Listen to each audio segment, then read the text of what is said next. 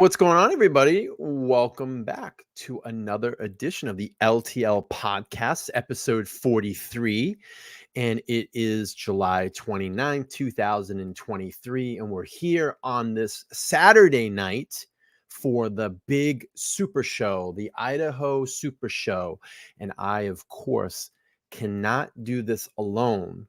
So I have a special guest. Obviously, you guys are just watching us over on Tanya's channel, but I'm going to bring her in a second. But what I want to do to start off the show tonight is, yes, we're going to go back to 1887. 1887. We're going to quote laws from 1887 because that's how we're going to get out of this one, folks. That's how we're going to do it. We're going to get out of this one, 1887. That's how we're going to do it. Nah, I'm just kidding.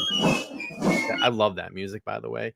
But of course, I cannot do this alone. I'm going to bring in my faithful friend over here on the YouTube platform. It's Tanya from the Titanium Phil channel. Hello again. Hello. We're back. Here we are. I was just jamming out to my music. Let's play it a little bit here for a second. I know that was really funny. Of course, right? And if you haven't read the documents, you're going to know about it. Yes. Because they were quoting that was funny. Laws from 1887. I think we were saying 1603 or 1609, and then there was one in the 900s. I was one of the newscasters. I missed that one actually. I think I highlighted it, but it didn't even register because I was just going through highlighting the years. I was like, we're not going to go through this whole document because it's 23 pages of them referring to other trials, from the 1800s.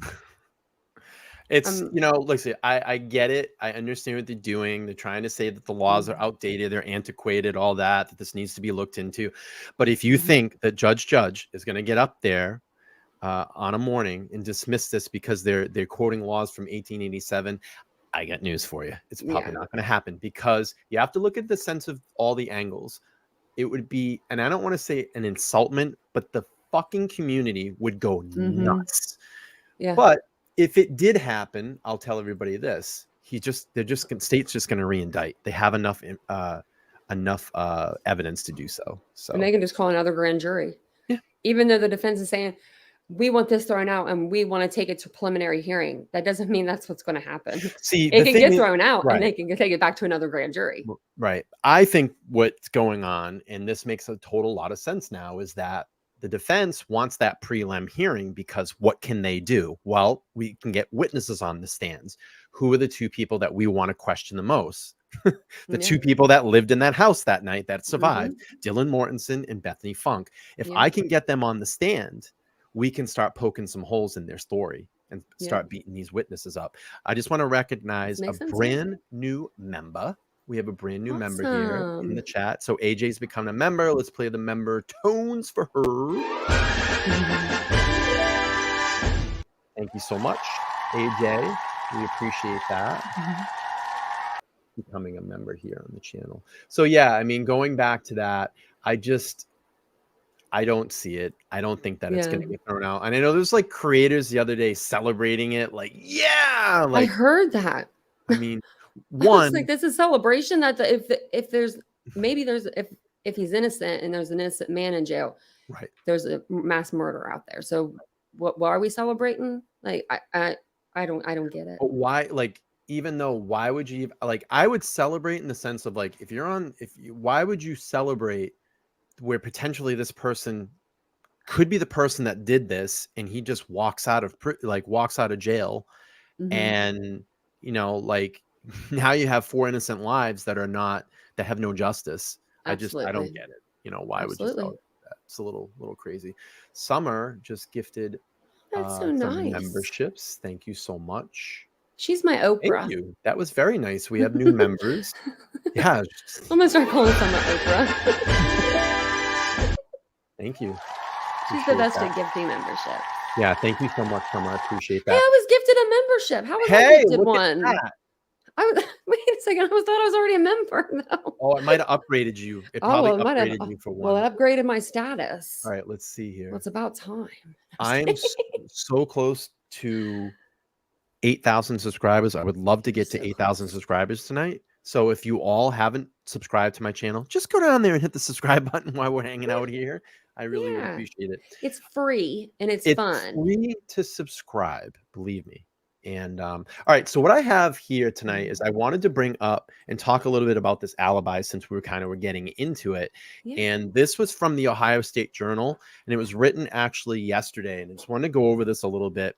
So Kohberger's team seeks dismissal of indictment. Just so if anybody doesn't know what's going on and need to get caught up on kind of all things Idaho here.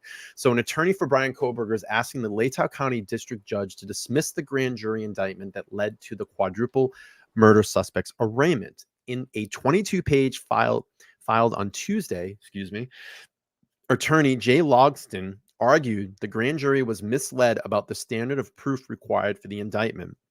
Kohberger faces 4 counts of first-degree murder and 1 count of burglary in November stabbing deaths of the University of Idaho students. The grand jury indictment led to his arraignment in May.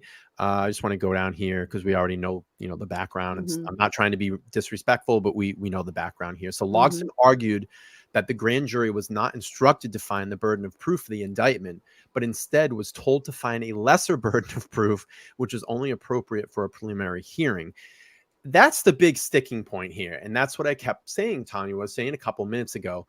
The defense is pissed because that prelim hearing got skipped. And that's where they want that because they want to challenge those witnesses. Yeah. That. Yeah, they do. They even tried to get Bethany afterwards. Yeah, during the grand jury hearing. Yeah. Yeah. And they were trying to get her to come up there, and then they were like, well, we'll just go down there and interview you down where you're at. I wonder if they ever ended up doing that. I heard I would assume if it was a big deal. And Bethany were there during the grand jury hearing, but we're not 100% sure because the transcript hasn't been released yet. Yeah. So, but we'll go back here to the article. So it says, because the grand jury in this matter was only informed of improper standard is a fundamental error necessarily depriving Mr. Kohberger's central right, Logston wrote. Logston said the indictment should be dismissed or the case should be remained to a magistrate for a preliminary hearing. See, they want that plea. That's the sticking thing. They want that hearing. Kohberger's other attorney, Ann Taylor, also alleged that the grand jury is not selected properly and filed a motion to stay in the court proceeding. Just want to recognize this really quick. Victorine's been a crime enthusiast on my channel for the last 4 months. She's using her free chat today to highlight. Unfortunately, I can't bring it up. For some reason, I don't know why we can't do that on StreamYard. I know. I don't like that. So, but it does say, let's make it 8K. Let's make it to 8K, like and subscribe. Thank you, Victorine. You've always been a huge supporter of LTL podcast.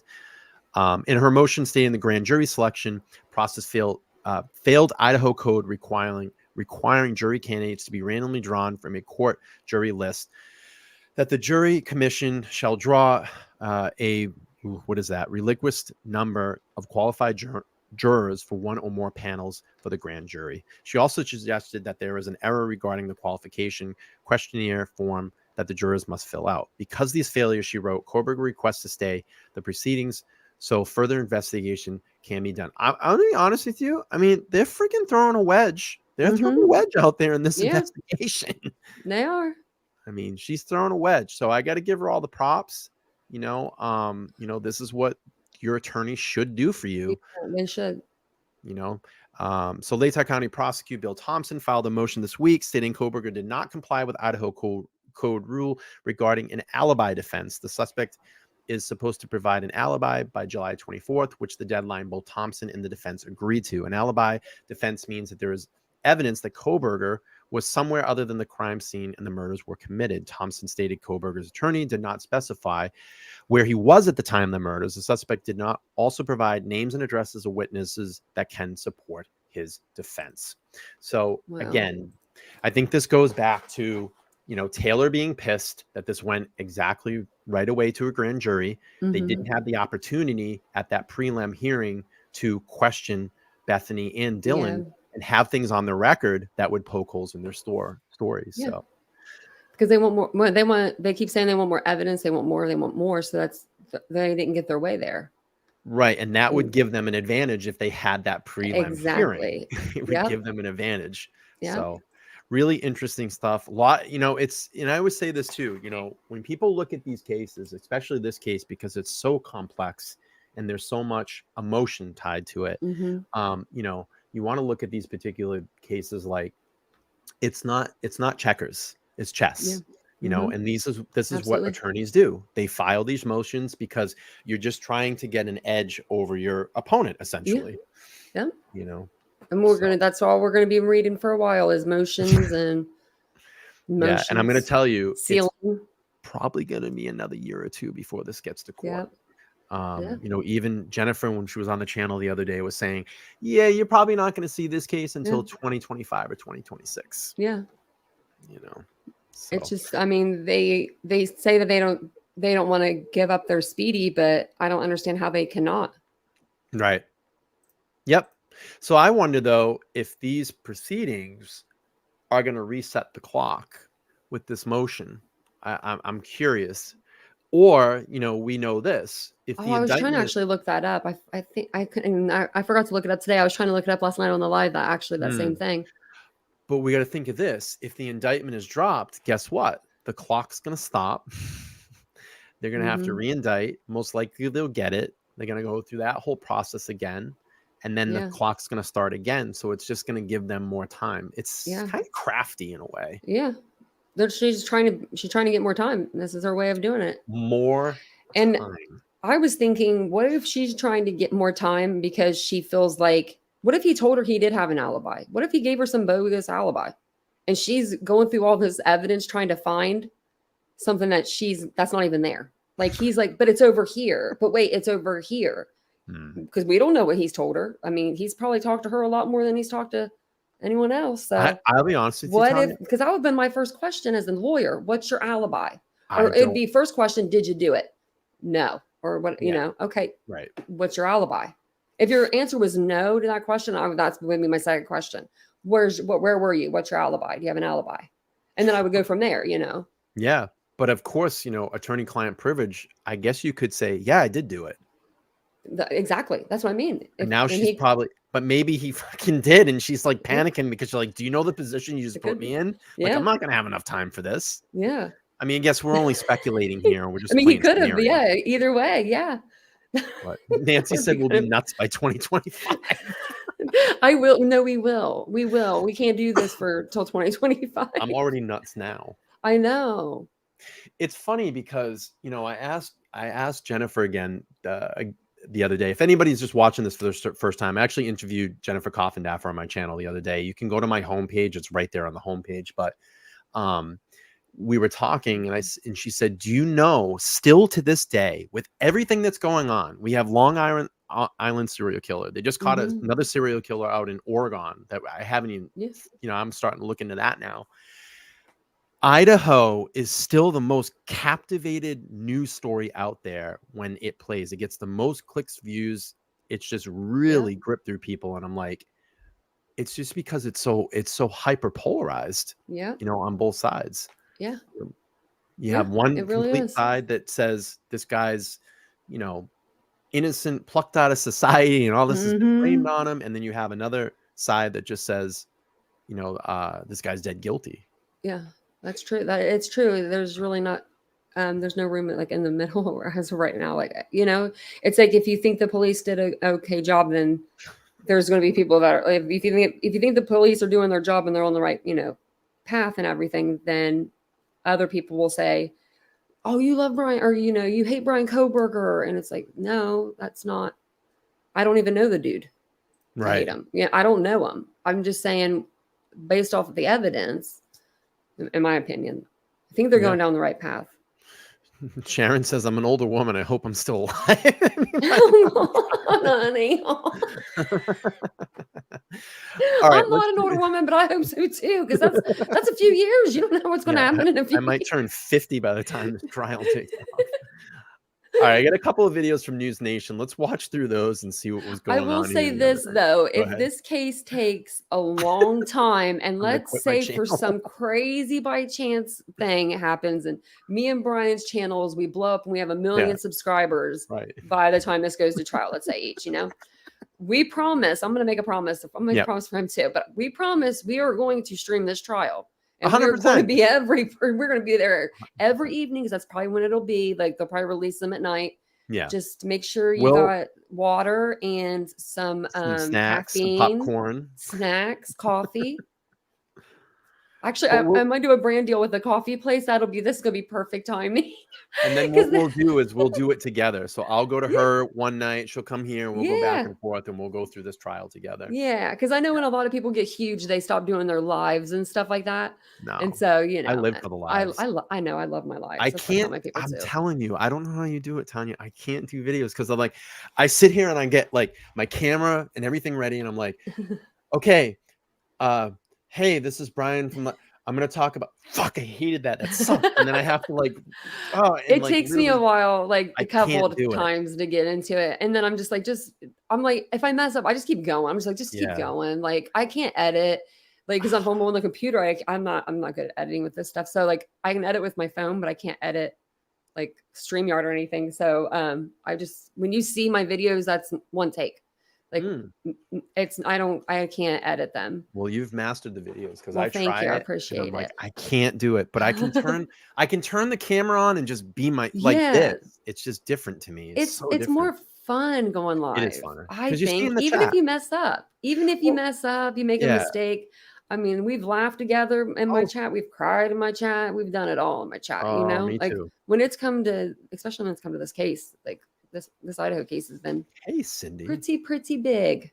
But I think like with live, because we like as creators, like you guys haven't seen this behind here, but like what I'm seeing right now is me, Tanya, like I can see our little square, and then I'm trying to give everybody like a visual. On this right side is the chat going, but I also play it up here as the YouTube view, so I can see what's going on up there, but I can see our chat here. So we see that as we're talking to the camera, and it kind of helps like guide us through the show. Yeah, I mean, it does me anyway. I mean, yeah, no, I usually have like the iPad over here because I don't know. I look over this like because I'm looking at the screen a lot, so I can see the chat. Yeah, because my chat pulls up over on this side. So, and with me being blind on that side, I'm like, I have to move it. But since I'm with you tonight, I'm not I'm not pulling stuff up. I can move the chat over. You can relax a little bit. All right, let's pull up a video here from News Nation. Okay. Before we do that, let me just get this. Bonnie's give me a $5 Canadian super chat. Thank you so much, Bonnie. Appreciate that. She says, thanks, love the streams. You keep it real. Yes, we try to keep it real over here. Have I hit 8,000 subscribers yet? I don't know. We're at 7984. We can do it. Get all your phantom accounts out and go subscribe right now. I want that so bad. I want to get it live. Like you get it live. If Summer was at work, she could start threatening customers like she does with mine for my channel. She's like, you're not getting your hair colored unless you subscribe. And the ladies are like, okay, I guess we're subscribing. We're watching True Crime today while we're getting our hair done. No, I'm just kidding. She doesn't do that, but she would. She would. That's hilarious. All right, let's play this. Let's see what attorneys for accused Idaho College murderer Bryan Kohberger are asking the judge to throw out his indictment. The defense claims the grand jury in the case was misled in their instructions. The issue involves the standard of proof the jurors used to make their decision. 4 students were stabbed to death in their off-campus apartment at the University of Idaho in November of last year. Kohberger was charged with the murders and has entered a not guilty plea. News Nation's Brian Enton's been covering this story from the start, and he joins us live. And former homicide prosecutor Matt Murphy joins me on set. Brian, let me start with you. What was the grand jury told, and why do defense lawyers argue it was wrong? Well, you remember, Elizabeth, that the defense was fighting for a while to get the transcript from the grand jury proceedings. Now, this may be the reason why. This was like a 25-page filing that dropped late yesterday. Essentially, they are saying that they want the indictment dismissed, alleging that the jurors were misled as to the standard of proof required for an indictment. They say that they should have been told beyond a reasonable doubt. Those should have been the instructions to the grand jury, but instead they were given a lower standard of proof, which the defense claims violates the Idaho state constitution, and they are saying that the whole thing should now be thrown out. Matt, I thought beyond a reasonable doubt was what you got in a criminal trial and the actual trial. Not, I mean, the whole saying is you can get indicted, a grand jury would indict a ham sandwich because what is the standard? Well, okay, so they cited an 1887 statute for this. And when you're actually doing these kinds of cases, that's usually a pretty good sign. So what the defense is doing is they're going through the motions, literally, where they are preserving these issues on appeal. And there's vague language from the incorporation of Idaho as a state, that's how far back they're going, indicating that one of the possible interpretations was you had to present proof beyond reasonable doubt to a grand jury. The Idaho Supreme Court has since ruled on this, I believe more than once, saying no, like every other state, an indictment requires proof basically to a preponderance or probable cause. So what's going to happen here, the court's going to read it, consider it, the record will have been made, and then the court's going to deny it. Well, has anywhere is a grand jury told you have to find somebody guilty beyond a reasonable doubt? No. And the constitutional right, because the defense isn't even putting on its case, in a grand jury proceeding. You have a constitutional right essentially to have either a preliminary hearing to determine probable cause. That's essentially evidence is presented to a judge who sits there and makes the ruling, or you can go to a grand jury. There are advantages and disadvantages to that, but the standard is the same. Is there probable cause to believe that a crime has been committed and that this defendant committed the crime? That's it. So 1887 statute, it's a very creative legal argument. The defense is doing what they have to do to preserve these for the appellate process, but it's going nowhere. Bryan, I'm curious, have we gotten any reaction from prosecutors or from the victims' families to this latest legal maneuver? No, I mean, this just came down yesterday. Again, I think it was a bit of a surprise. People didn't expect it. I'm told, I talked to a couple of lawyers in Idaho, that it's unprecedented, that no one has ever filed a motion quite like this to dismiss an indictment for these reasons. So it's going to be interesting to see what the judge says. It seems like, obviously, the defense wants a preliminary hearing. That would be to their benefit. They could question witnesses. That's what we thought was going to happen for a long time. We didn't realize that this secret grand jury process was happening behind the scenes. And it seems like they want this preliminary hearing to happen. Finally, Matt, we learned this week that Bryan Kohberger's attorney said in some legal filings that they plan to provide proof that he has an alibi at the time of the murder. You see that guy's face? Watch his face, Tanya. He goes like, yeah, okay. Wait, hang on. Watch his face. I just noticed that. Finally, Matt, we learned this week that Bryan Kohberger's attorney said in some legal filings that they plan to provide proof that he has an alibi at the time of the murders. They're not saying like, who that alibi is or any details about that at all, but that they're also planning to argue that police planted his DNA on the knife sheath that was left at the crime scene next to one of the victims' bodies. Right. So that's two separate issues. Again, what the defense is doing under Idaho law, they're required to present notice of a potential alibi.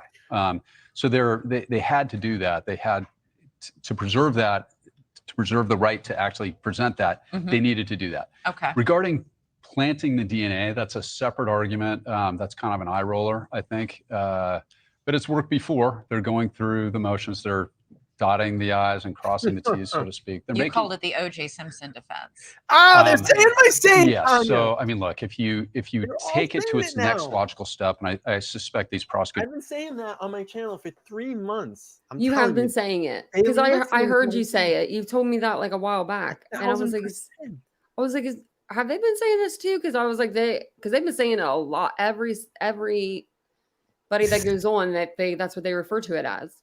They all O.J. watch. Simpson. Telling you, they watch. Maybe you need to stream the trial. Maybe I need to. I need to copyright it. Can you do that? I mean, can you stream the OJ trial? Is it copywritten? You probably would get blasted for it. Yeah. Yeah. Do you got any strikes? No. I'm like, well, then give it a try. And see how it goes. That's me.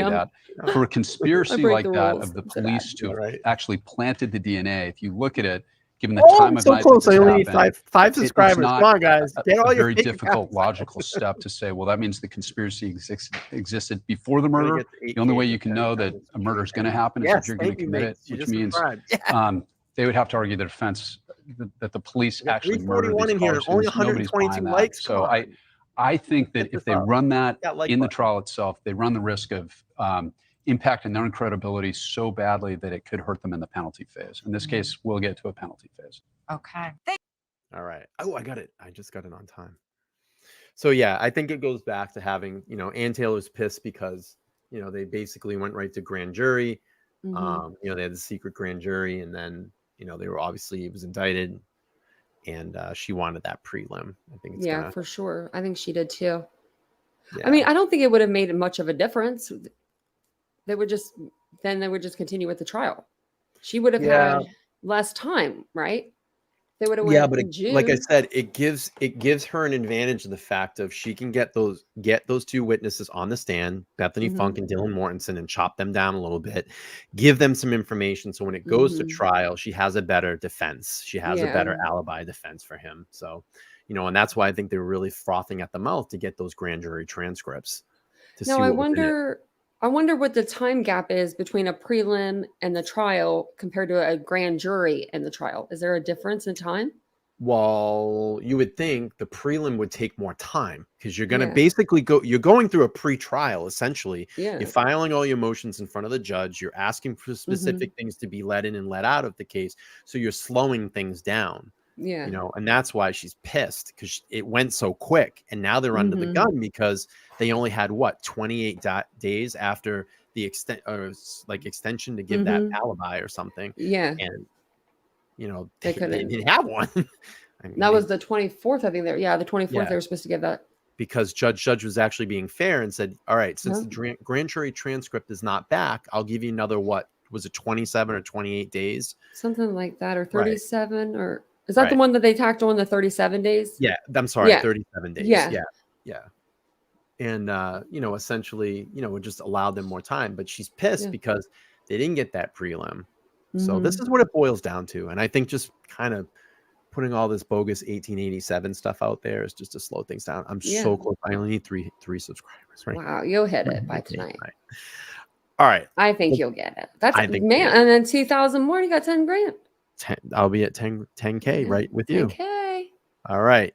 10,000s. 10,000s. All right, let's play this from News Nation. Okay. New details could be coming about where accused killer Bryan Kohberger was when 4 University of Idaho students were viciously stabbed to death in their off-campus home last November. A judge has entered a not guilty plea on his behalf, and now there's a legal battle between prosecutors and his defense team over his alibi, which has not yet been revealed in court. The Kohberger's attorney suggests they will present evidence he was elsewhere at the time of those killings. News Nation legal contributor Jesse Weber joins me live. Jesse, thank you for being with us. So we know prosecutors have filed a motion compelling the defense to present Kohberger's alibi. Why has that not come yet? You have to ask me. It seems like Bryan Kohberger told his defense team, hey, I wasn't there, maybe gave them an alibi. They just don't have anything to back it up at this point. And you know what's so interesting about that? If you look at the Idaho rules, by law, they had to provide the defense not only a notice that they're going to go forward with the alibi defense, but they had to say where Bryan Kohberger was, time. You know what this is in reference to, right, Tanya? Okay, so Peter Tragos the other night is literally reading. Hang on a second. Let me just back this up. I still haven't watched Peter's video. So he's reading the documents. I was watching your live, but I didn't get to watch all of it. So go ahead. So sorry. He's reading the documents, right? Yeah. And this dude super chat. I think the guy did it on purpose, because everybody's like, let's read the telephone book, because it was getting boring. Like reading all the legal language, all the 1887 stuff and all that. So Peter's reading through it. He gets about a halfway through the documents, and all of a sudden he gets a super chat, and this guy's like, I bought a TV stand I had a TV stand on eBay, and the person, I don't know, I forget what the super is, like something to the fact of the person said they didn't get it, and then it was returned, and it was like this, like just dumb super chat. And he's like, I don't know. He's like, we're not talking about TV stands today. Like, was he on the wrong channel? I think he was just doing it to be like a wise. Oh, because I was saying, because Peter had on like his backwards hat and stuff, so he looked like he was more like laid back. He's just laid back, right? And that was funny. It was great. And then after, like, people like, can we just read the telephone book now? Like, we read the really funny. I couldn't do that to the chat. I was like, man, I'm not reading all this to y'all because I read it like 2 or 3, 4 times to myself, and I was like, this is boring. It was. I was like, this sucks. You only All need right, one more, I only need one more. and then We'll we need check it after the one. video. We like to have a cushion, so 2 people. Yeah, at least Maybe 2 2. people. I need like 8,001, 8,002. All right. Place and any witnesses to Water. back that up. And they didn't supply that. They said, look, we're filing a notice of an alibi. We'll look at the witnesses that are called by the state. We'll prove the alibi by questioning those experts, by questioning those witnesses. But I feel like they need to prove more. And so when the prosecution is holding their feet to the fire and saying you can't just say you have an alibi without showing it, they may have a point. So, Jesse, when are we going to finally see this alibi? Never. Will this not happen until this trial actually begins? There's a strong chance we might not see it until right before the trial or at the trial. I have to imagine that if they the defense gets some really strong witnesses to prove where Bryan Kohberger was that night at that time, the judge will most likely allow it in. Or we may see a possibility that the defense cross-examines the state's witnesses to say, he wasn't there. You may claim Bryan Kohberger was there, but he wasn't. And there's also a possibility, I don't think it's wise, but there's always a possibility that Bryan Kohberger would take the stand and explain where he was that night. It's not wise for a defendant to take the stand, particularly, I think, in this case, but I've seen it before where a defendant gets on the stand and explains their whereabouts and what they were doing, and that'll be up to a jury to determine if they believe it. Absolutely. So just this week, Tuesday, there was this court filing, shows the defense filed a motion seeking to have Kohberger's indictment dismissed. Is there any real weight to this filing, Jesse? What an interesting argument. So throughout, you look across the nation, when we talk about a grand jury indictment, we always say it's so easy to come back with an indictment from a grand jury because all they really need to show is probable cause, more likely than not, that a crime was committed. What his defense attorneys are saying, if you look at Idaho law, and specifically they highlight an old Idaho statute that's been on the books for as long as we can remember, they're saying it says that a jury needs to find that the evidence, if it went to trial, would warrant a conviction. And they go through a long, complicated history to say that means beyond a reasonable doubt. That's the highest standard we have in the law. Their argument is this grand jury wasn't shown that standard. They didn't have to find that standard, and therefore this indictment should be thrown out. I've never seen an argument like this before. If this is a case where it's unsettled about what a grand jury needs to find, I'm shocked in 2023 it hasn't been resolved by Idaho. I'm very curious to see what the prosecutor's response is going to be. If I had to guess, I don't think it's a winning argument, but it's a very interesting one to say the least. All right, and Jesse, my last question for you. I just want to recap here. So we have the defense team filing this motion to throw out Kohberger's indictment. We have prosecutors filing this motion to compel the defense to present Kohberger's alibi. We have all of these motions being filed. We know that there have to be responses. All of this happening. The trial is supposed to start in October. Do you think that actually begins in the fall? I am not a betting man, but if I was, I would say it's unlikely that it's going to happen in October. Could it happen? Absolutely. This is a death penalty case. There seems to be a lot of outstanding questions. I wouldn't be surprised that this gets pushed and maybe even into 2024. But who knows at this point? I think we're always seeing these kinds of things coming out of left field. If they can resolve these issues leading up to trial, it would be interesting, but I think it's going to be delayed. Yeah, we know families certainly are looking for some justice in this case. News Nation legal contributor Jesse Weber. Guess what? You're muted. You're muted. You already changed your sign. Guess what? Yes. That was so fast. I was reading Now I can sleep tonight. I was reading the chat and someone said, no, change your sign. And I wanted to see you change your sign. And that's the first thing that I looked at when you're you came up. I couldn't see it. That's why I was doing this. I was like, did he change it? That's so cute. Right. That's so funny. Let's celebrate a little bit. Ready? That's awesome. Celebrate a little bit.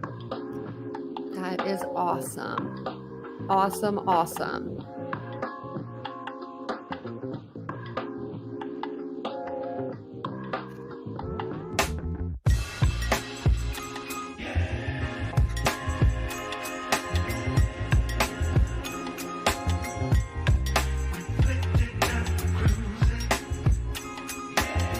I get a little crazy sometimes, Tanya.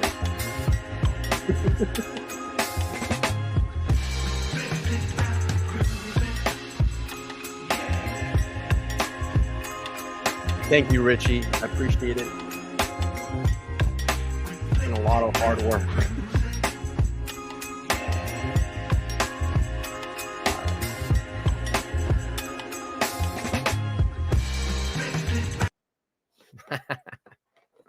Oh, it's so good, man. It feels so good.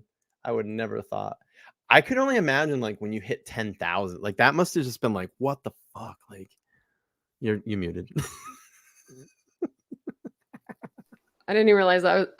But no, I was in the store and I couldn't even believe it. I don't think I still have both. I don't think I've still. I It's hit texted me you, yet. remember, with the screenshot. Yeah. You hit 10,000. You were like literally right after Vincent, pretty much. Like Vincent That's called hilarious. or texted me and he was like, "You just hit it," because I think he was just refreshing. Because I went to the mall and I was going to do a video where like the count, like it shows the video of like you can do your like live countdown or whatever, Right. like when you hit it. And I was like, "Oh yeah," he's like, "You should do a video," so I should do a video. So excited to do one too. And then I'm at the mall. I was getting this dress because I was like, we're going to hit 10,000 subscribers. So I'm going to go buy a dress. And we hit it as I'm standing in line. And I was like, what? I knew I only needed 5, but it was very humbling. I don't think I didn't say anything. I mean, obviously, but when I went up to the counter, I didn't even like talk to the lady really. I was just like, here's my stuff. Like, I was like in shock, I think, like a shock phase. I was like, we did it. So we did it. The best communities too. The best community. Yeah. We both have them.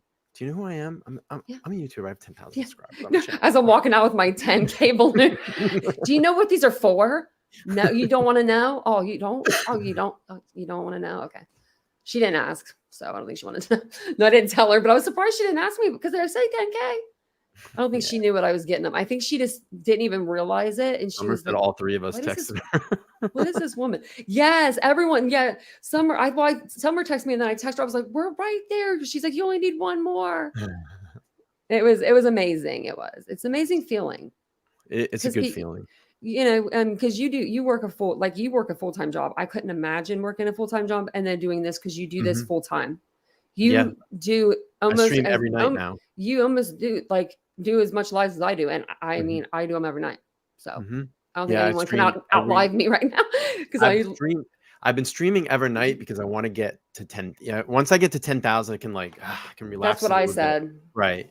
But you keep going. You won't. Do it before you hit it. That's what I did. Yeah. And then you'll hit it faster. Yeah. Because you have that break. That's what I need. I took a day and a half. That was it. Just a day and a half.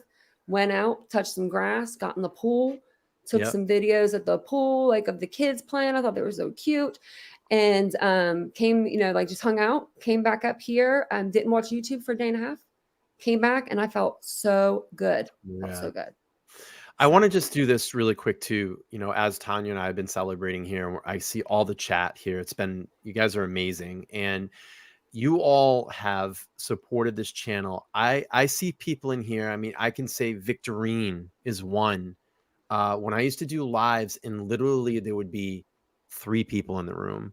Victorine was here. Another person that was here in the very beginning, Chosen Rosen, was here in the very, very beginning. Christine Brown, if she's in the room, was here in the very beginning. Dr. Bob, SC, BC.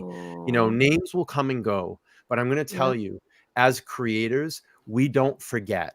We may forget some of the things that you talk about, but we remember the names. We remember the names, and we do all get to know all of you just as much as you get to know all of us. So you all, and I think Tanya can speak for this too.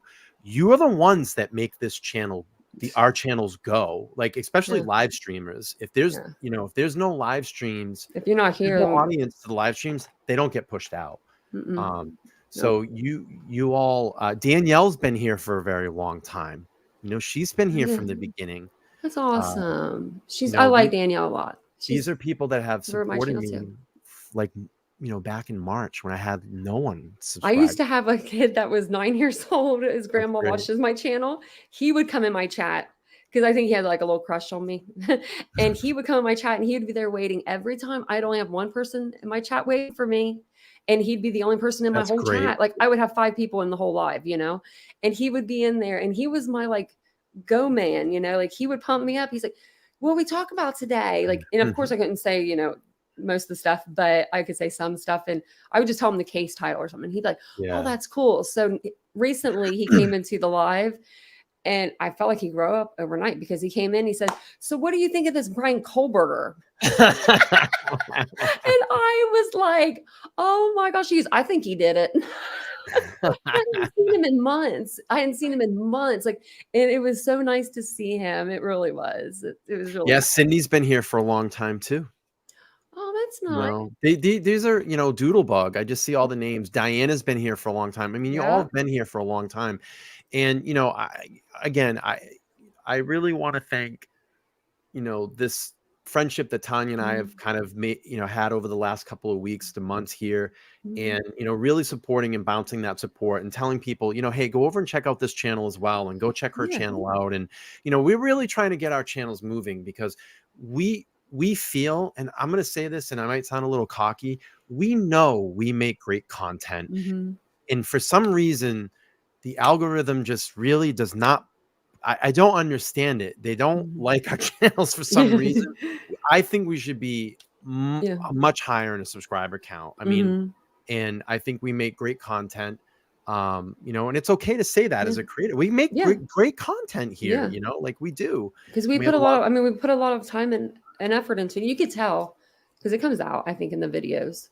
Yeah, in the lives. I'll be honest with you. In a year from now, my plan is to quit my full-time job and hopefully be doing this full-time. Yeah. In a year from now, that's my commitment. That would be awesome. I don't want to work for anybody anymore. I'm starting to finally I did retail and I realizing that for a long time. And I pray for you. Like, and I pray. Like I just hated working where I didn't want to be, where my heart wasn't. Yeah, my heart is here. Yeah, and like, I mean, my heart was still like I was in clothing boutiques. My heart was in boutiques still. It just wasn't in that boutique. You know, I just had to remove myself and get my own, start my own.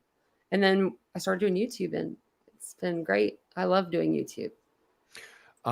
So I'm working on Peter Tragos. I'm going to be honest with you. I have emailed him. I reached out to him. I'm going to try to get him for an interview. I'm going to actually hit him up on Twitter tomorrow and send him a Twitter message because he might respond to that. But if you guys didn't know, if you're new here, I actually interviewed Jennifer Coffindaffer the other day. That interview is on my homepage. You can go over there. So I'm working on trying to get Peter. I know everybody would love that here because I do his videos all the time. And I really do admire him as a creator and a lawyer. He's just no bullshit, straight from the hip. And even when he thinks something is bullshit, like he'll be like, this is bullshit. Yeah. Nikki, I really like his dad. His dad's like that old lawyer that just has no time for really anything. Even his kid. I love you, Peter, but your dad's legit. He's like texting on his phone. He'll be on the computer. He's like, I'm listening. And he just spouts off the law. Like he knows it that well because he's a veteran, you know, he's seasoned. And he'll be like, Dad, you can hear it in his voice sometimes. He'll be like, Dad, or something. And I'm like, it just makes me giggle. I love it. So Nikki, she says, I love your content in the community. She just used her free chat. She's been a rookie detective for 1 month. I appreciate that. And I think I just got a new member as well. Lou has become a new member of the channel. Thank you so much, Lou. I appreciate your support. Anybody that is a member or has become a new member, if you go to my homepage and you click all the way down at the end of the homepage, all my members only content is there. I'm probably going to do a members only stream tomorrow for everybody. So, all right, let's do this. I have one more video that I want to do. And actually, the chat was just asking if I could play the 1887 music again really quick. So I'll do that to celebrate.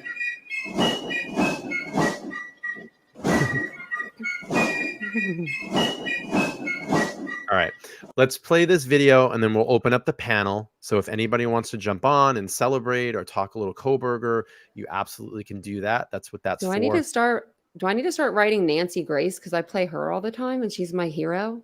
Yeah, absolutely. Man, right? I was just thinking that. I'm like, I'm about to get a life-size cut out of this woman, like 6 foot tall. Listen. All right. She can come hang. Look what happened with me. Okay, I worked I wrote Jennifer quite a few times. I thought that the lead was going to go dead. And then all of a sudden, and thank God I was not working that day, Yeah. she popped up and she was like, I have 5 p.m. Eastern Standard You're Time literally open today. I'm like, streaming. yep, we're going to do it. You're Because like, bye, guys. yeah, I'm like, I got to go. Love you. Yeah, if anybody didn't know, I was doing a morning stream that day at Yeah. 10:30. Jennifer finally got back to me. She's like, I have 5 p.m. Eastern Standard Time open today. I'm like, yep. Sorry, guys. Gotta go. Something big just broke for the channel. Of course I was going to do that. You know, For some reason, I didn't know what it was because you were like, something big just happened. I didn't know what it was. And I thought like Kohberger confessed or something, but I'm like, I would have known that. I would have heard that because you're like, this is something really big. And I'm like, but I mean, Jen, that's huge. But you know, for some reason we were talking, like, I was just thinking Bryan and I'm like, what did he do? What about I not know? And you're like, no, I'll tell you in a minute. And then he told me, I was like, that's awesome. I'm telling you, awesome. She's nice to have. She is a level-headed woman. She has the expertise. Literally, you can't deny it. She just does. And I think she comes at it in a good way. And she comes she's at it very with a good heart too. precise and very much to the law and the investigation. That's what you're going to get out of her, and that's what I wanted. I wanted straight truth facts from someone. When she was on your panel, she was talking about the face mask thing. Well, I forget the name of it. Yeah. Yeah. Well, she had pronounced it wrong on the last panel she was on. And she made it a point. She said, I'm going to say it right this time. And I meant to say that to you because I thought that was so funny that she must have watched the chat or whoever, or Twitter or wherever it was. I think it was on Twitter. But she caught that and she kept it in her head. And she was like, I'm going to talk about this again just so I can bring that up and get that out. I thought that was pretty funny. But, you know, if everybody is trying to figure out, like, I love doing these informal streams. I love doing this stuff because, you know, I love just, you know, pulling videos and talking about topic cases. But my vision for LTL is exactly what I did the other day. That's what I want to do. You're good at interviewing people. Thank you. You really are. You are really good at it. I was telling Vince, I was like, I couldn't do that. I was like, I'd be shaking. I would be like, I'd probably have to hold on to the desk. So, I mean, just I'd be sweating. Know, like, I was shitting because it was like, you know, in like StreamYard, when someone pops in and you haven't queued them up yet, I look down, I'm like, you're like, she's here. She's really here. Fucking Jennifer Coffinaff right there. So I was like, pop her. I'm like, hi, Jennifer, how are you? And it was a little awkward because we don't fucking know each other, you know?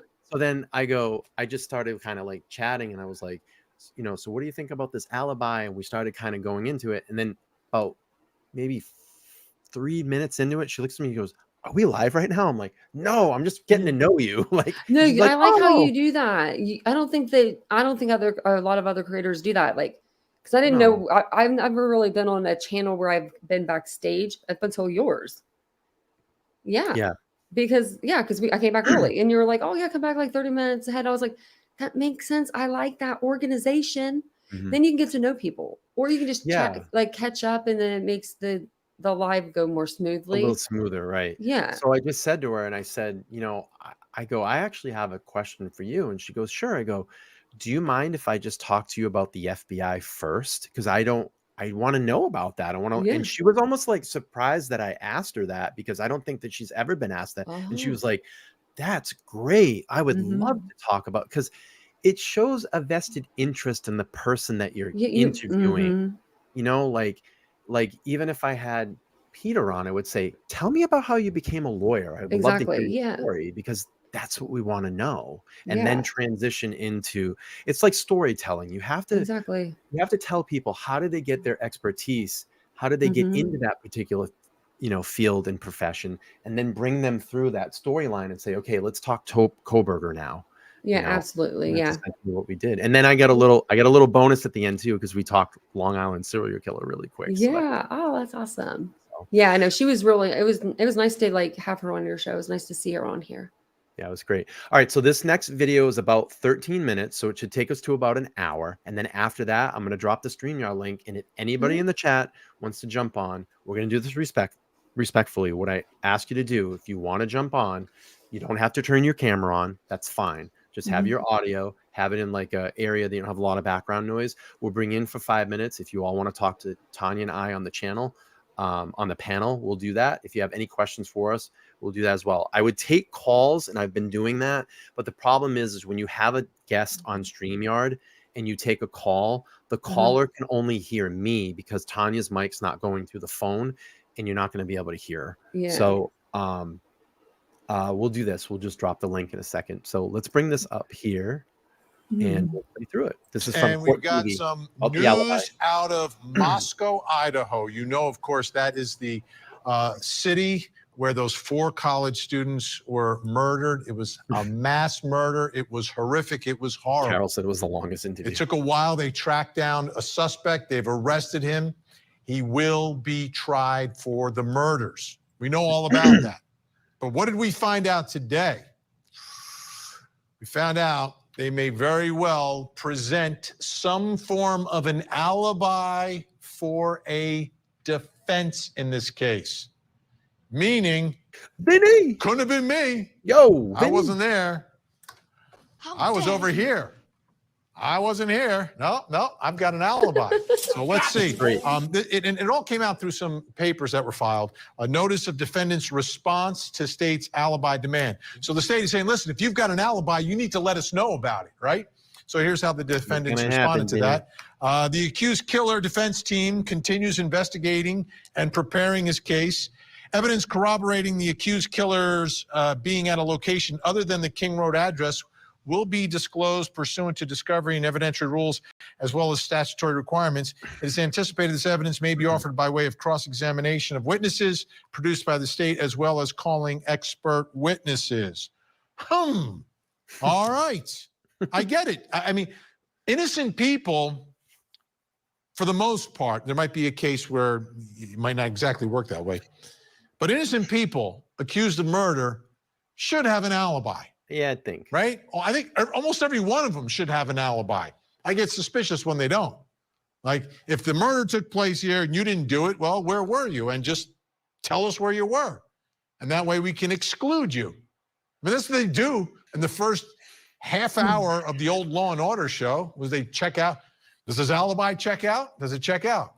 Well, let's take a look now at the accused mass murderer's alibi. According to the a timeline that was put together by the prosecution in their affidavits. Shanley Painter took a look at it. So let's see, does his alibi check out? The probable cause affidavit in the case against the accused killer of 4 University of Idaho students pieces together the movements of the suspect vehicle and coordinating cell phone location data beginning in the early morning hours of November 13th. At 2:42 a.m., the affidavit alleges that Bryan Kohberger's phone places him likely at his apartment on the WSU campus, where he was a PhD student studying and teaching criminology.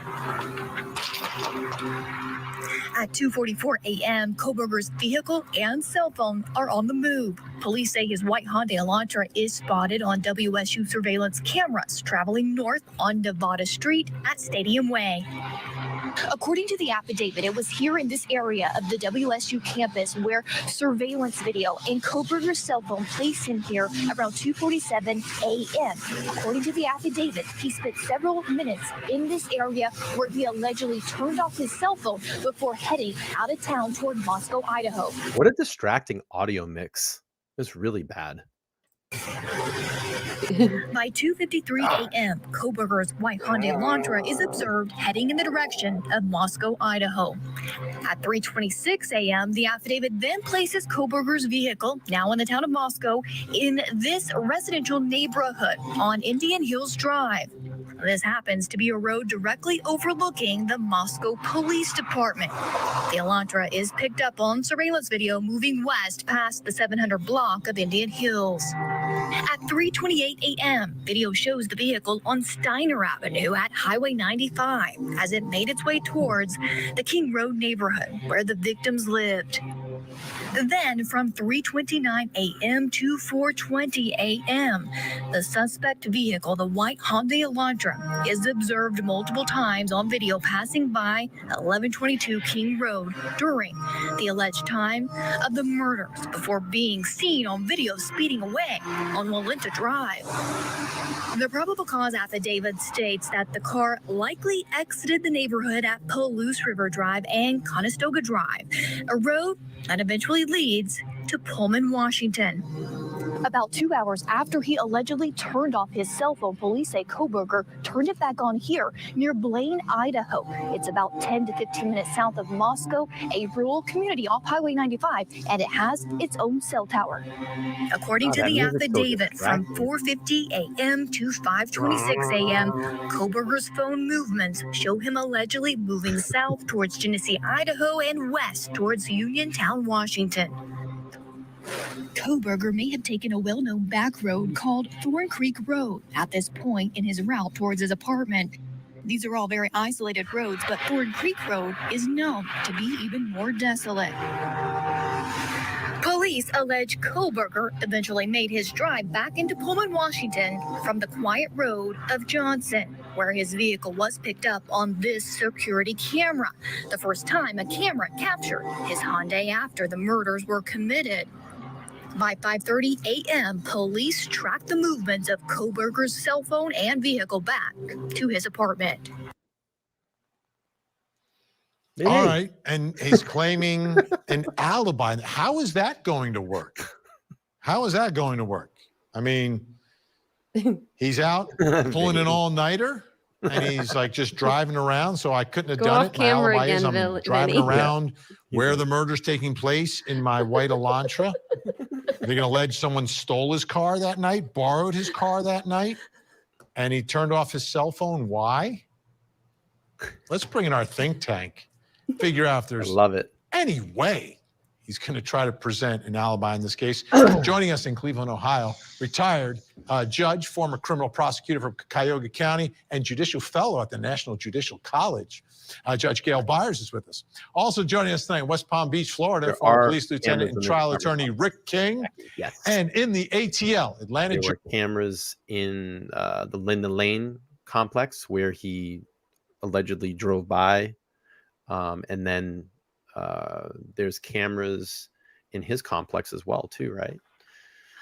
They caught him on camera just coming in and leaving.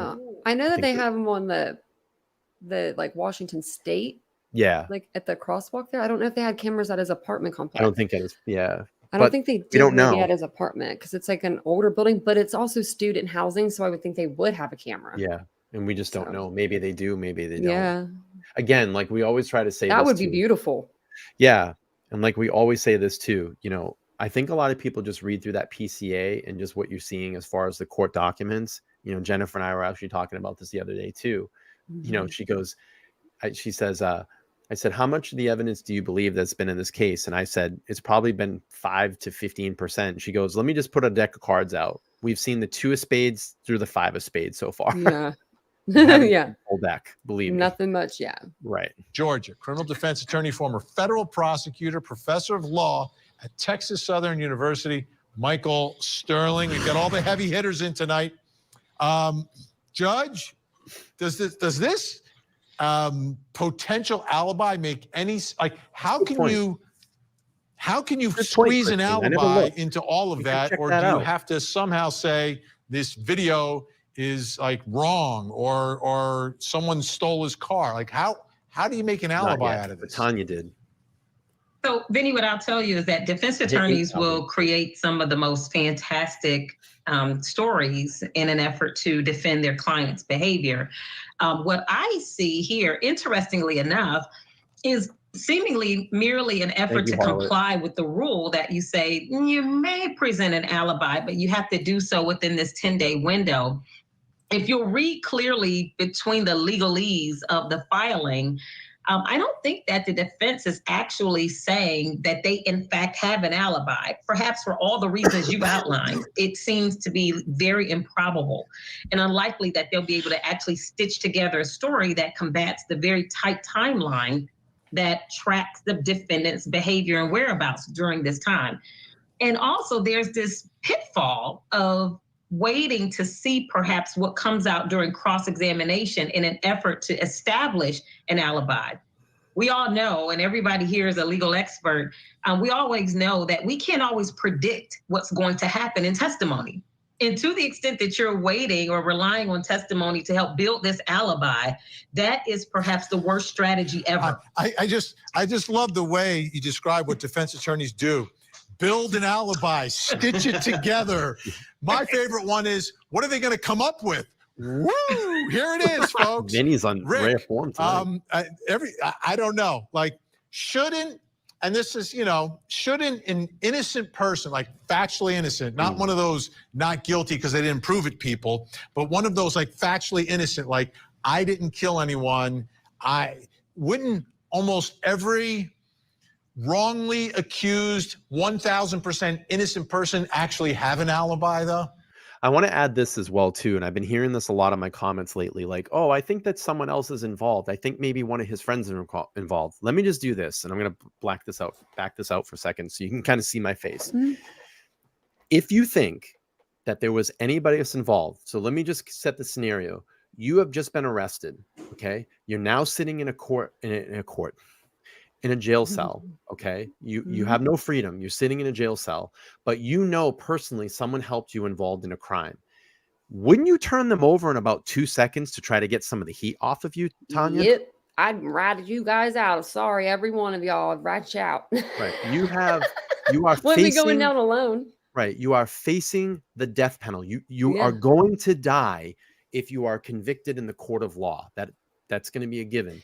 Especially Go ahead. Sorry. Oh, especially if it's a lot of people are saying that Bryan gave the knife or something to somebody, and that's how it was a friend. It was Bryan's friend along those lines, and that's how his DNA was left there. Somebody else left it there, like a friend of his or something. And that kind of follows in the same thing. So if in going back, I just want to get this out clear to everybody. If there was someone else involved and you knew, like say me and Tanya did a crime together, okay? And I knew Tanya was with me. She was in the car. We go over. Someone ends up dying in the commission of the crime. I run out. We leave. I get arrested, and I know that she was there, but I'm facing the death penalty. You goddamn right. I'm gonna rat her out if it's gonna take some of the heat off me. Yep. You know. So sorry, Tanya. I love you, but no, I'm the same way. I'm not no snitch, but I'm snitching on that. If that's the case. 4 people, no, I ain't going down alone. So I want everybody just to get that out very, very clear in their head. Brenda said he didn't have any friends. Yeah. And I want to do this too, is get this very clear out too. If you think that there was someone else involved, and again, I just asked an expert on my panel of 28 years with the FBI, and I said, if someone else was involved in this, Jennifer, do you believe that they would have been arrested already? And she said, yes. Yeah, so I do too. This whole thing about everybody thinks the mystery is going to come out when we get someone up on the stand and it's all going to come out that they were involved. How likely have we ever heard that in a trial? It does happen, believe me, but this usually goes opposite. Yeah, the statistically does not make sense. It doesn't make sense. Look what happened to Alec Murdaugh when he got on the stand. Everyone knew he was a liar because he opened his mouth. Right. We knew he was already lying, but then he opened his mouth and it just solidified it. Right. I'm saying in the sense of if they have a witness up there that was supposedly involved, you know, it's not. They're saying like Bryan's going to exonerate himself or no. I don't think that he's going to take the stand. If he did, he's showing us right now what he's going to do. Won't plead the fifth. He's going to stand silent. I don't even think he's going to say anything in court. I don't know at this point. I thought he was going to say something when it came to an alibi. So, yeah, or he could just be super cocky and get up there and be like Murdaugh, that he's so convinced of his innocence. And I kind of thought that, but then he's been so quiet. He's like good at being quiet. Like there's people that are just so good at being quiet. Like Vincent's one of them people. He can shut it down and just he could ignore me. He could ignore me for days if he needed to. If it was a bet. And I was like doing anything to get his attention. He could just be like, and I could have like a meltdown if he needed. If it was like if he needed to be calm, like he's one of those people. He can just be calm. I'm not. I'm very vocal. Yeah, I'm very vocal too. And if I was arrested, I would have been screaming then, with my parents in the room and everything.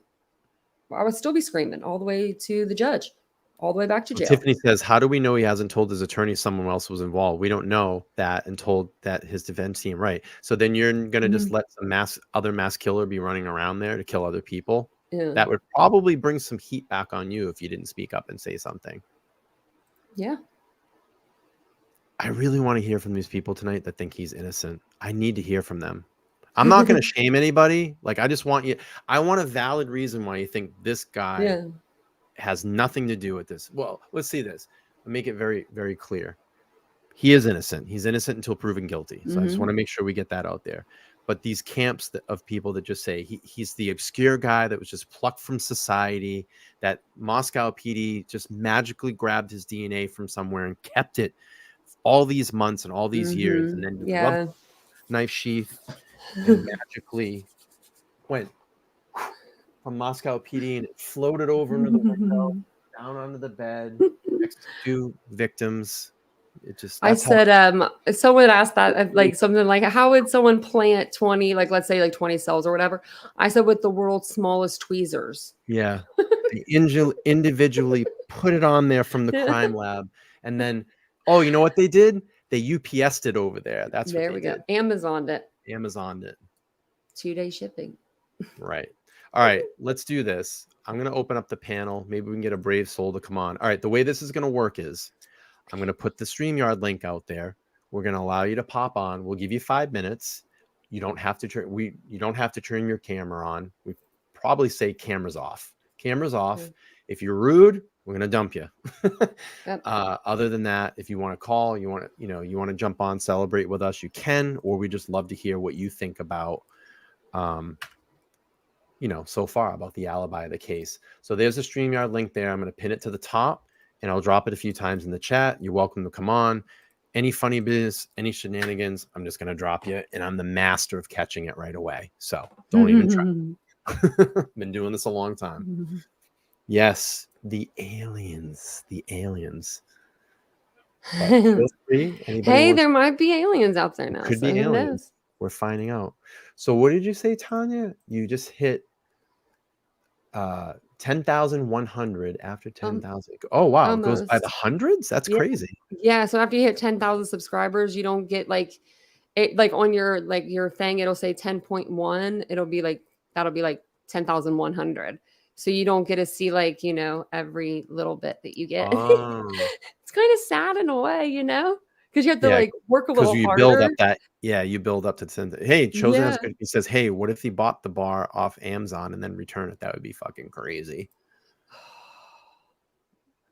Yeah, that'd be crazy. Wouldn't it? Are we gonna get a brave soul? I'm gonna drop it again. Who wants to come up and hang? There's 323 people in here. Someone wants to come up and hang out with us. One. We're really nice. Soul. Yeah, we're nice. I'm even wearing my new specs. Yeah, she's got her new specs on. Yeah. I was like, I should put those on so I can get used to them or I'll get a headache. Oh, you just got them? Yeah, yesterday. Literally, I haven't worn glasses in years because my dog chewed them. I need to get glasses bad. I can't see anything. Yeah, I can't see nothing. It's my vision is 15 or 2015, so it's over perfect. I'm over perfect in this eye. I don't know how. I was like, can I read more? Like when they tell you to read the lines, like I'm like, can I read more? And she's like, yeah, and she's like, you're 2015. I was like, what? So but I have an astigmatism. That's the only thing. Like at night, the car, like when I'm reading, I can't read very well. I need it for like the reading, right? And then lights at night when I'm driving, or just even in the car, it's so blinding and crazy looking when you have. All right, we have our first brave soul. We're gonna welcome in Tiffany Ennie. Hey. Hello, Tiffany. Welcome to LTL Podcast. How are you? I'm great, and how are you?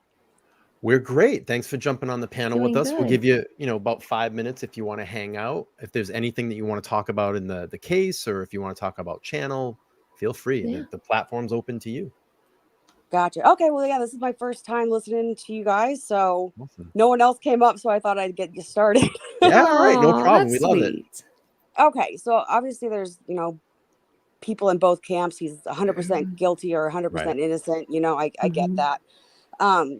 But I try to look at everything, from both sides Yep. and see if there's any possibility as, an explanation to what could have happened. Sure.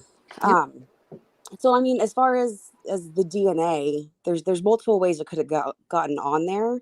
Mm-hmm. And I mean, even like a flea market, there's so many those pop-up parking lot sales and stuff where he could have went and touched it at a flea market, didn't buy it, and so maybe someone else did or something like that, right? Mm-hmm. So if you take away the DNA on the sheath, I mean, there's not really much left to look at,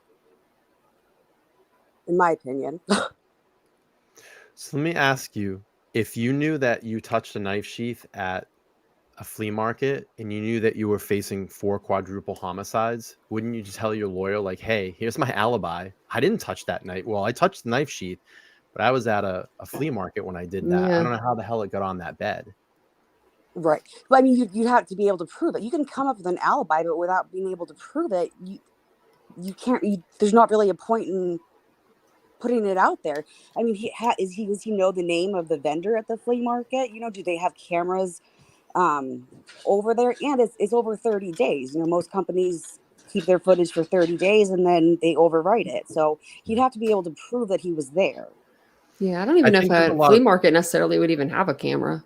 Right. Exactly. Like, And because I mean- were they Jungle Gyms or something? Not that. What's up? There's like a place in Ohio down by Cincinnati that's like that. They set up a whole bunch of.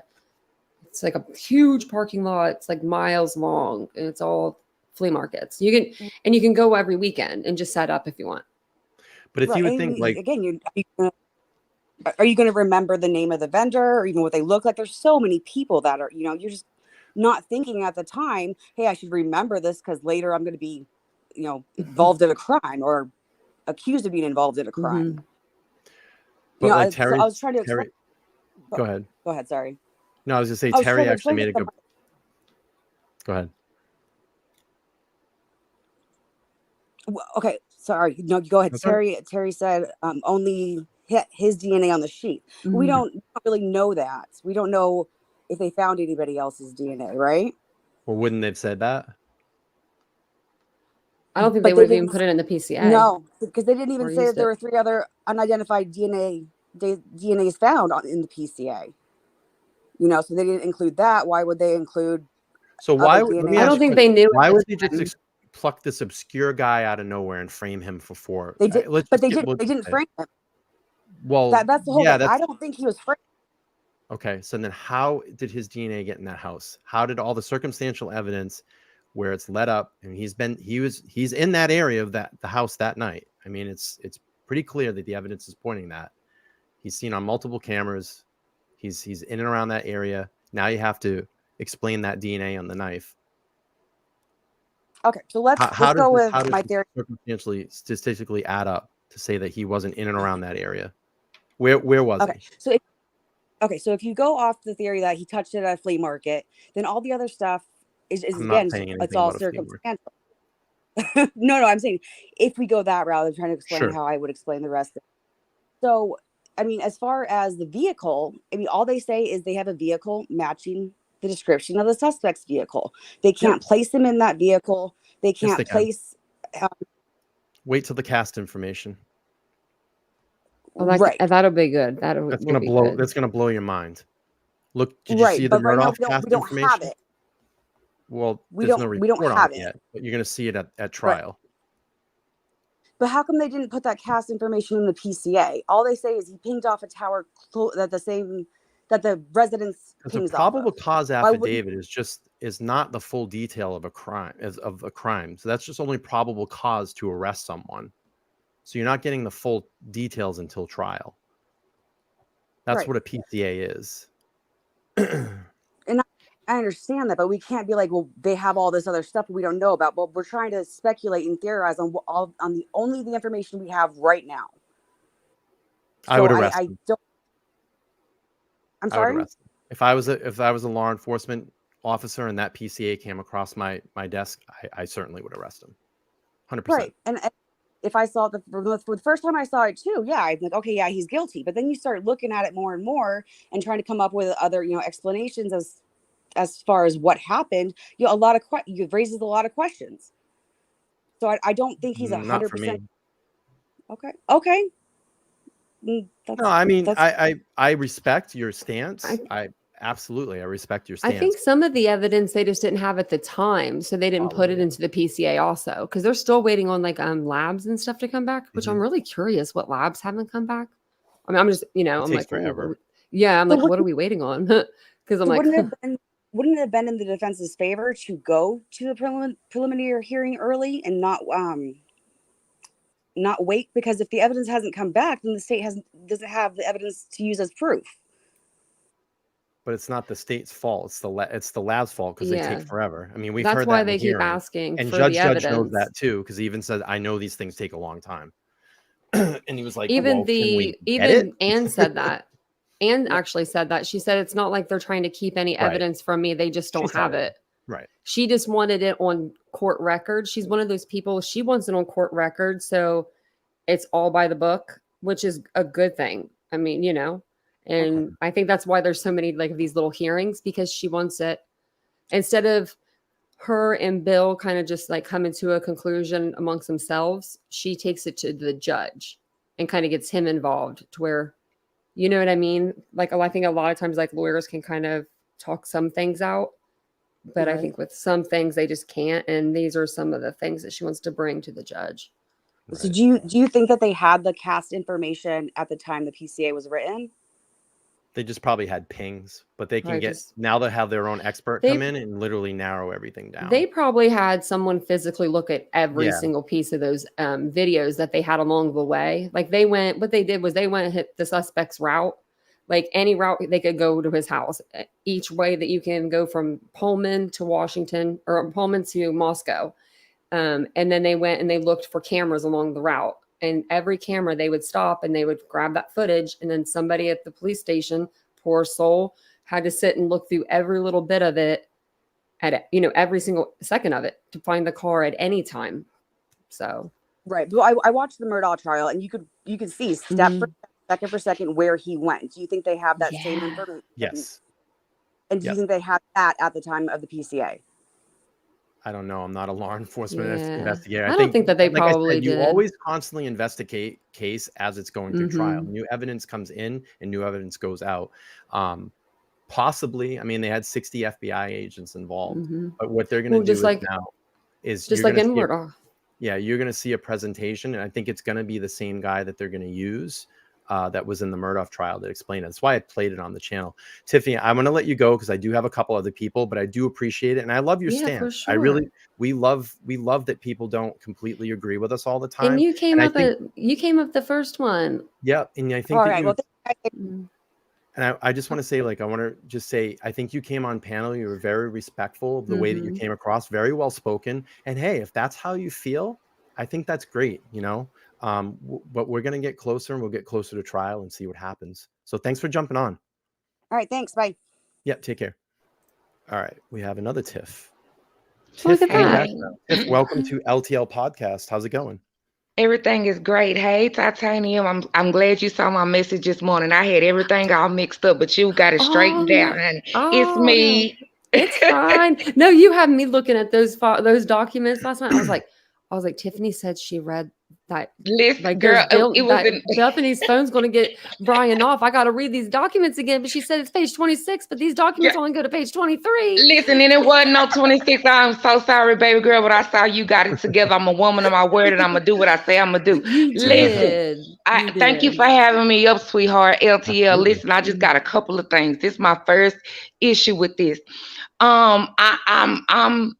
This case is not comfortable for me. Okay. The first thing I have an issue with, and I have to look at both sides, and I want y'all honest opinions about this. Everybody in chat. Yeah. With everything that we know, and this is for everybody, whether you think that this man is guilty of these murders or you think they don't have enough, just everything that we know. Let's just say let's just turn these tables. Because one thing about it, life, the tables always turn. Yep. So let's just look at it like this. With all the information we know, if Bryan was your kid or my kid, okay? With everything we know today, and Bryan was our kid for whatever reason, however, whatever circumstance may happen, do you think the prosecution has a solid of enough case to put your child to death? I would say that he probably has a lot of problems. He's facing a lot of issues. The biggest thing for me is that DNA. Thank you. Let me first say thank you for being completely honest, LT. Completely, and looking at it from that way. You know what I'm saying? Because you gotta be. You see what I'm saying? You gotta be transparent and look at this thing both ways. Because I'm gonna say, you know what? They do not have a strong enough. I can't do nothing but be honest. Their case is shaky. It's a lot of holes. It's a lot of holes. Can I ask you, Tiff? What are the Sure. holes? The hole for me, this is the 911 call. That's the biggest thing for me, because I don't care what's going on. I don't care what's going on. Any human being, it's embedded in us. Okay. We have this intuition, whether you high, whether you drunk, whether you whatever it is, and you have an inkling of a feeling that someone has been murdered. It's some kind of a death spirit, and you feel somebody has been murdered in your home. Right. Even if you don't come out of your room, there is some kind of a dark spirit. There's no way you can sleep and slumber through that, not for 8 hours. It is humanly impossible. God, the divine, didn't create us that way. So even if she didn't come out, they were awake. I know that they were awake because it says it in the PCA. Am I lying, Tanya? Yeah, no, it says that Dylan was awake during the. Well, yes, she woke up. It was communication between the two. So that tells me right there, it's shaky. It's just some things that don't make sense. You know what I'm saying? Sure. And so to me, that right there, it doesn't make sense to me. Yeah, and in the PCA, it does say that they were talking on their phones, but it doesn't say they were talking to each other. It just says it says they were Bethany active. And they were active. Yeah. That tells me that if you active, honey, that means you moving around some kind of way. You are not slumbering. Period. Are you trying to say that they covered up the crime? I'm not trying to say they covered it up because I wasn't there. Sure. I'm trying to say that it doesn't make sense. So what would make sense for you then? Something was up. They knew. Yeah, something. I don't know if I'm not saying they had a part in it. What I'm saying is they were aware. What I am saying is they know more. And what I am saying is that it was what I'm saying is they went to, we do know it was a grand jury, right? There was a grand jury. We do know that much. But what would they know? Wait, hang on. I just want to back up a little bit. What would they know? You said that they would know something. What would they know? But that's the thing, is that when I ask people, and believe me, I respect your view. I think it's great. But I'm asking, what are the details that they would know? Because everybody says they know something. Well, what would they know? That's the thing. To me, I think they know that it was more. I think they know that it was more than Bryan. Number one. Yeah. Number one. I think at least the roommates, not saying the victims, I'm talking about the roommates. And I'm going to even go as far as to say Bethany. I think Bethany knew Bryan Kohberger before this incident occurred, not in a dating way or in a social way, because I don't know that much, but I think that they knew each other for whatever way. I don't know. I just said, I don't know. But there is a connection. There's a connection some kind of way. It is. And I'm going to tell you something else. I don't believe that after those murders occurred, I guess they were over, the things say about 420 or whatever. After those murders occurred, y'all, this is just Tiffany. This is just me, nobody else. This is just me. Let me make that clear. I believe after those murders occurred, I believe those girls left that house and went wherever they went and returned around 8:30, 9 o'clock that morning. I do not believe that those girls stayed in that house with 4 And why are they not bloody bodies. I have best Because one that would be an better. accessory. Why didn't they close the door? The I door don't. was open. I think they left it open. I believe they left and came back. That's just me. That's just me. But I just, like I said, I just look at all sides of it. You know what I'm saying? And I'm gonna end on this. Somebody is responsible for this tragedy. Somebody obliterated these kids for no reason, and it was evil. And whether it was one person or 1,000, everybody needs to be held accountable, no matter who it is. Absolutely. They need justice, and those families need peace. And I'm gonna jump down and let somebody jump up. And thank you again, baby.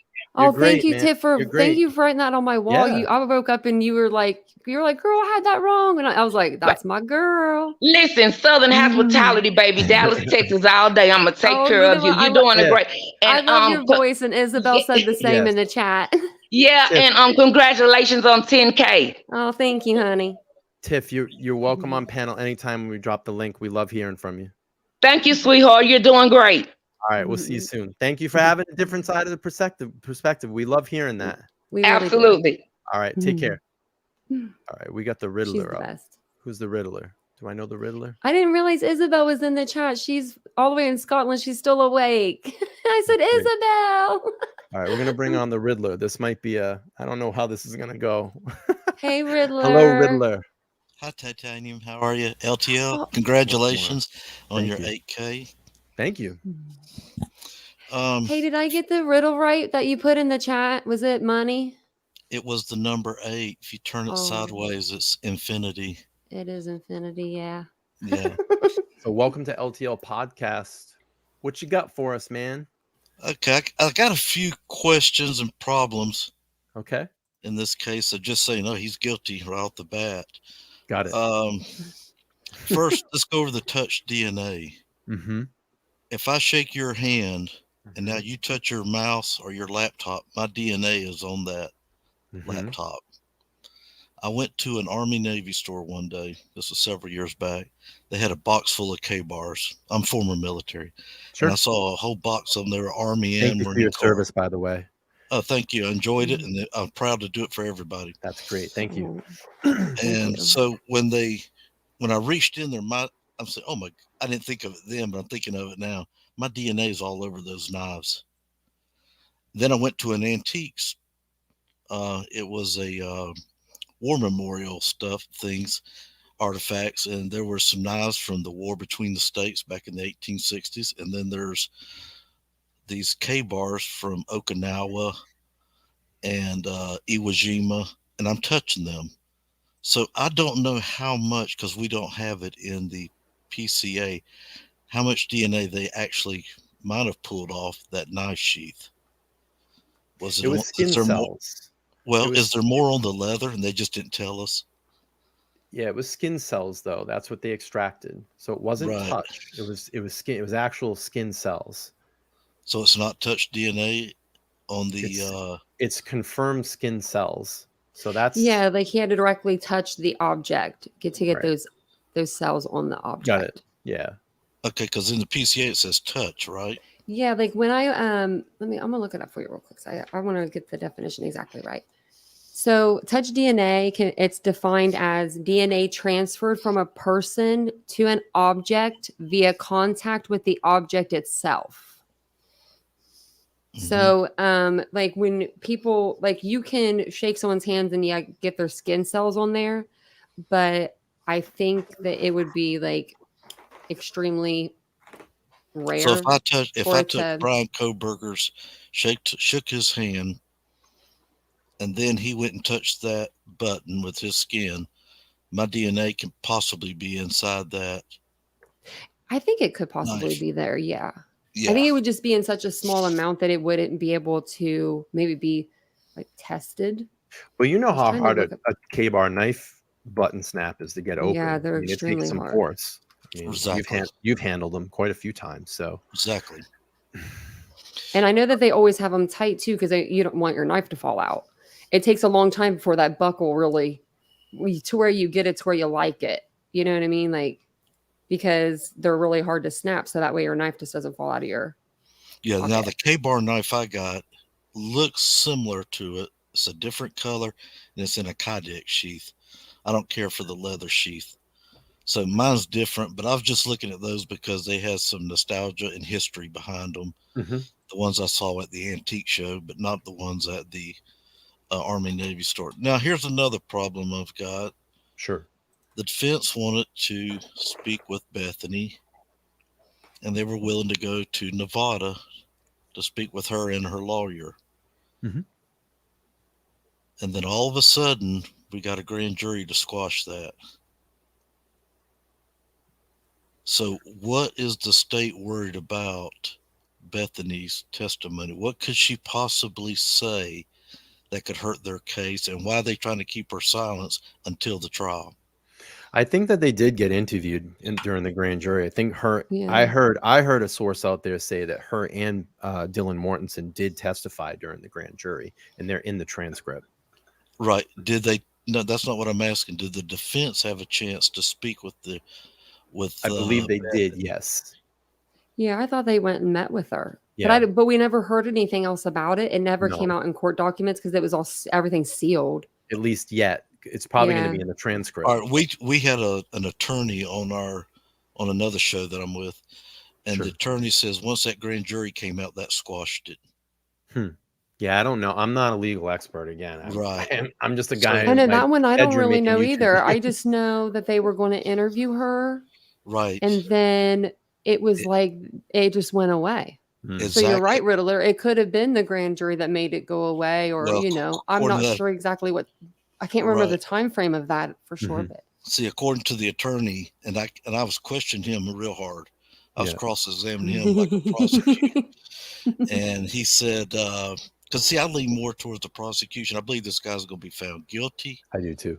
And let me put it to you this way: I think he is guilty, but he's going to have a super hard time in the city of Moscow.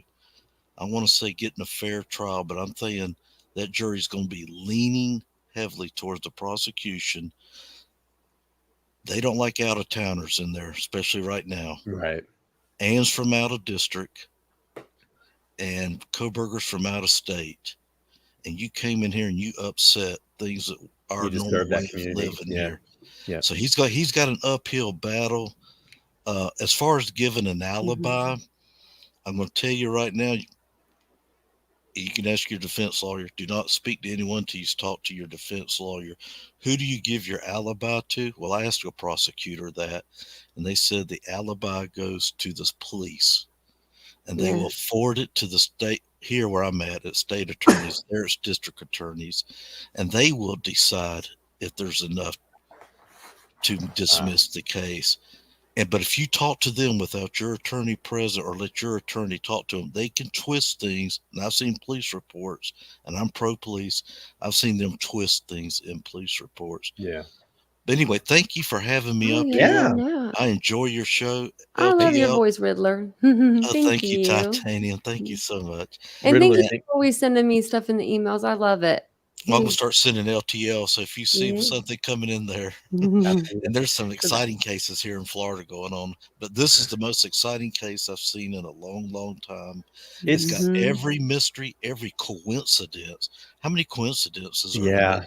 Right. You got delivery at 4:00, and they're saying he's coming in at 4:04, 4:05.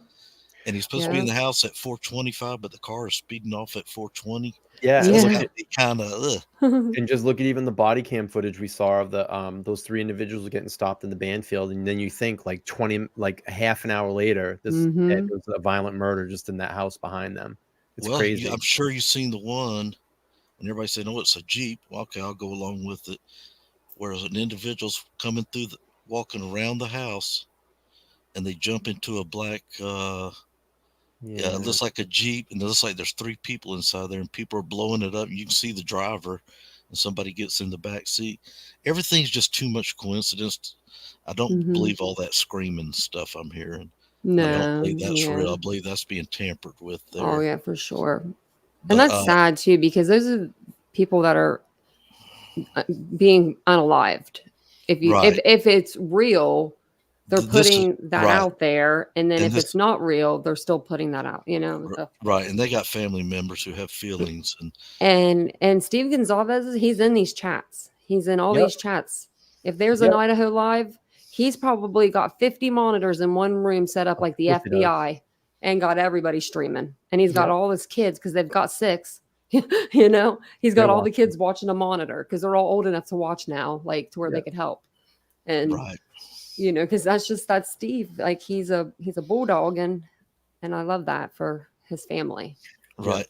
And I appreciate what the is it Chapman Ethan's family Ethan's family is doing. They're showing we're not, whoever did this, we're not going to let you define us. We're going on with our college education. We're going to be productive in life. We're going to make a difference in this world. That family Thank you for having me. I'm going to step down. God bless you all. night. And I'll try to come to your channel as much as I can. Thank you. Yeah. Thanks for your service. I appreciate you, sir. He's the best. All right. That's so nice. I think this is going to end the stream. We're at about an hour and a half. That was some really great calls. We heard a couple people that were not in our views, which is great. Everybody came on. They were very respectful. Yes. And I'm so glad that Tiffany wrote me today to correct, because like she's like, I was wrong in the chat. I wanted to correct it. I'm like, thank you, girl. And there are a lot of people that do watch our channels that don't agree with what we do, and they just want to hear maybe our side of the story. And I thought it was very nice this evening that we didn't get individuals on the panel that completely agreed with us. And that's what I like to hear. I want to hear those sides of the story because it makes me think. Yeah. It makes my brain think. If we're not going to make me change my mind, believe me. Yeah, it's not going to make me change my mind. Don't say it. And don't like nothing too outlandish, but like there are Tiffany made a great point. If this was my child, you know what I mean? Like, you have a lot of, I would say, and you got some issues, son, and we're going to try to help you out. But the only thing that sucks about that situation, the only thing that makes me think of is, I wonder what his parents thought because of him having that prior problem with drugs in the 2016 arrest or whenever it was. He got arrested for stealing his sister's phone, and I wonder if they were like, when he got arrested, they were like, oh, like, wow, or we were expecting this, or were we not expecting this? Like, we knew you were going to do this again, or whatever. I mean, we don't know. Yeah, we knew it was going to be worse next time. We didn't think it'd be this, or it's just so sad. All right, T. For his family. Yeah, it's horrible for everybody because it drags down, like I said, it drags down everybody. It drags down that community. It drags down all the families of the victims. It drags down his family and his community. The Poconos is small. It's a very small community. It's very tight knit. Right. Very tight knit. So. All right, T. Well, thanks for coming, guys. Great. The dual streams tonight. We hung out. Fun. It was fun. It was good time to catch up with you and have some people on the panel, and everybody was super respectful. We got to 8,000 subscribers. I know, that's awesome. You got to 8,000. That's really awesome. You got to 8019. Yeah, 8019. I updated the big board. Maybe before. Let me refresh one more time. Oh, I lost a subscriber. I'll take the letter off. That's okay. Do you have an 8? Do you say you're missing when you said you needed an extra? Just leave it on there. It'll go up. All right, folks. We had an action-packed show tonight. A lot of people. Whoever just unsubscribes, you better hit that subscribe. Sorry. Thank you so much for coming over and hanging out for episode 43 in the LTL podcast. This is Tanya, Titanium Built. If you haven't go over and subscribe to her channel. Let me drop her link in the chat. Let's see. Her link should pop up here in a second. Go over, subscribe to. Did I get it? There we go. Go over and subscribe to Titanium Built. And yeah, we'll do one of these again. Maybe in a couple weeks we'll do another back-to-backer. It was fun. Sounds good. That was fun. All right, we're gonna get out of here. Thank you. I'm gonna hit the outro music. Thank you guys. I'll be back tomorrow night at 9:15, 9:30 ish. We're out. Bye.